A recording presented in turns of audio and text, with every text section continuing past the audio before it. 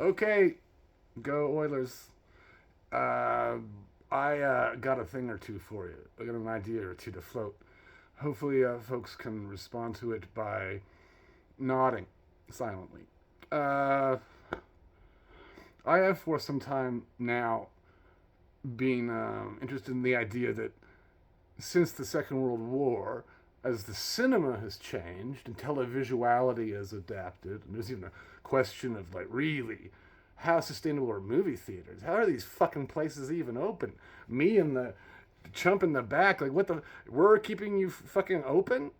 But anyway, I've been interested in as things become digital and what that means for the way space is constructed.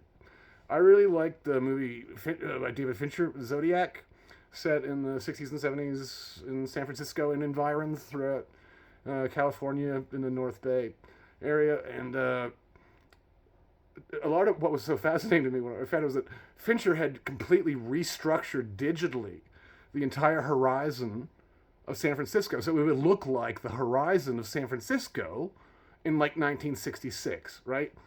And I thought that was so fucking incredible because it looks very real and very effective because they're not ostentatious effects.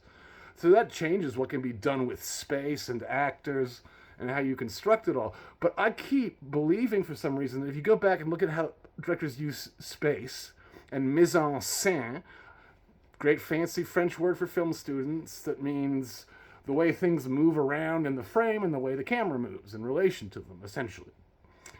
Uh, I think that all directors owe either a major debt to the Italian film director Luchino Visconti or to the French film director Alain Resnais. And I think they were the great pioneers of cinematic spatiality, we'll call it for the hell of it.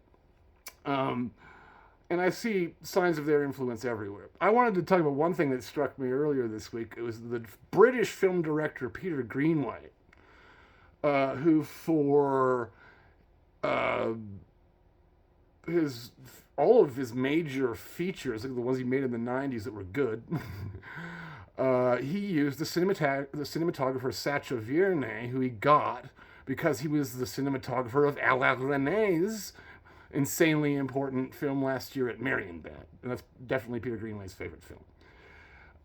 But because of his visual art background and his way of constructing space, his almost fanatical concern with symmetry and decor, he's way more like Visconti. He really is. He's a mise en scène man in the Visconti tradition more than the Resnais one. Uh, Interestingly enough, I was thinking about South Korean film director Park Chan Wook.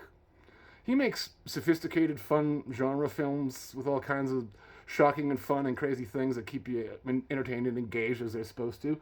And he has a very, very specific and almost fanatical visual sensibility, someone like Kubrick or David Fincher.